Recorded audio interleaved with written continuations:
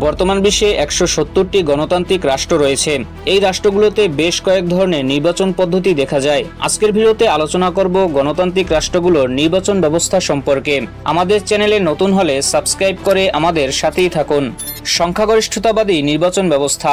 সংখ্যাগরিষ্ঠতাবাদী বা এফপিটিপি নির্বাচন ব্যবস্থা হলো এমন একটি নির্বাচন ব্যবস্থা যেখানে একটি নির্বাচনী এলাকায় সবচেয়ে বেশি ভোটপ্রাপ্ত প্রার্থী জয়ী হন। উদাহরণস্বরূপ বলা যায়, কোনো আসনে যদি ৩ জন প্রার্থী প্রতিদ্বন্দ্বিতা করেন এবং তাদের প্রাপ্ত ভোট যথাক্রমে ৪০%, ৩৫% ও ২৫% হয়, তাহলে ৪০% ভোট পাওয়া প্রার্থী জয়ী হবেন। এই ব্যবস্থার কিছু সুবিধা ও অসুবিধা রয়েছে।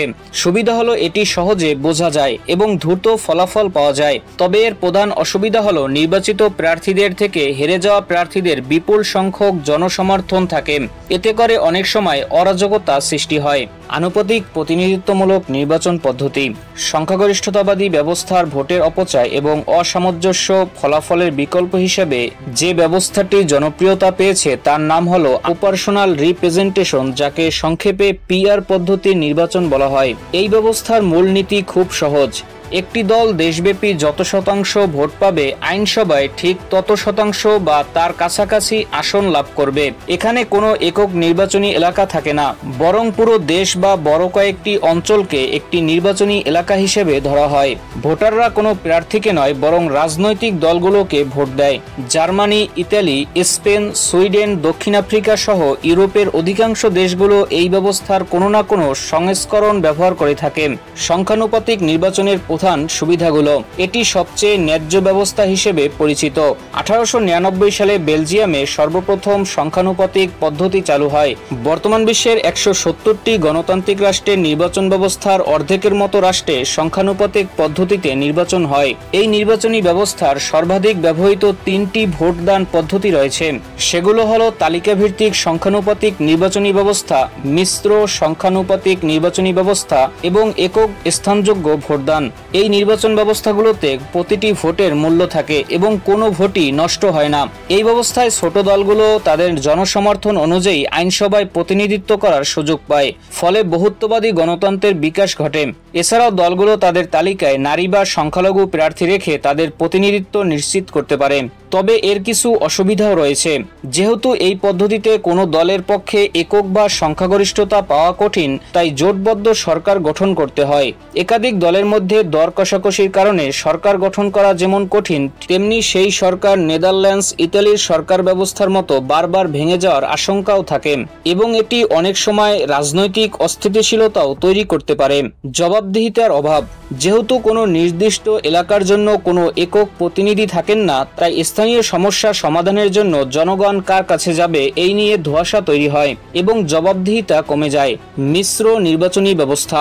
এতক্ষণ আমরা দেখলাম সংখ্যাগরিষ্ঠতাবাদী এবং আনুপাতিক নির্বাচন ব্যবস্থা। দুটি ব্যবস্থারই ভালো এবং খারাপ দিক রয়েছে।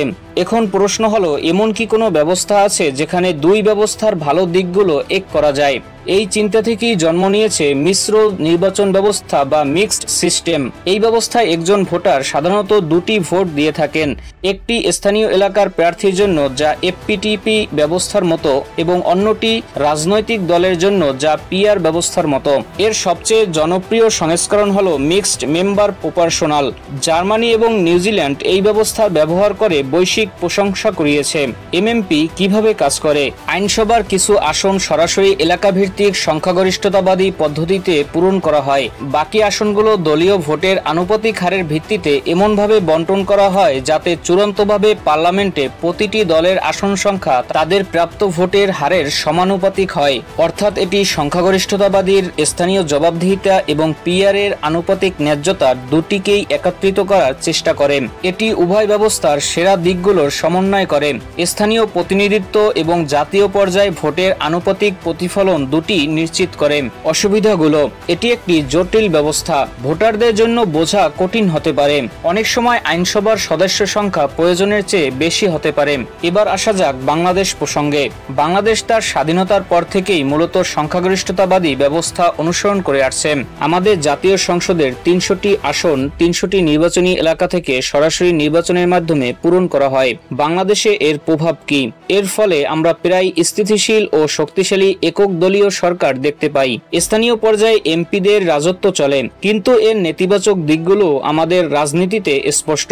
যেমন বিজয়ী এবং পরাজিত দলের প্রাপ্ত ভোট ও আসনের মধ্যে বড় ধরনের অসামঞ্জস্য। সংসদে ছোট দলগুলোর প্রতিনিধিত্ব না থাকায় এতে বিপুল সংখ্যক ভোটের অপচয় হয়। বাংলাদেশে 2026 সালের নির্বাচনকে সামনে রেখে নির্বাচনী ব্যবস্থা সংস্কারের কথা উঠেছে। বিশেষজ্ঞরা সংখ্যাগরিষ্ঠতাবাদী, আনুপাতিক প্রতিনিধিত্ব এবং মিশ্র ব্যবস্থা প্রবর্তনের পক্ষে বিপক্ষে নানা মত দিচ্ছেন। আপনার মতে বাংলাদেশে কোন পদ্ধতিতে নির্বাচন হওয়া দরকার সেটি কমেন্টে জানিয়ে দিন।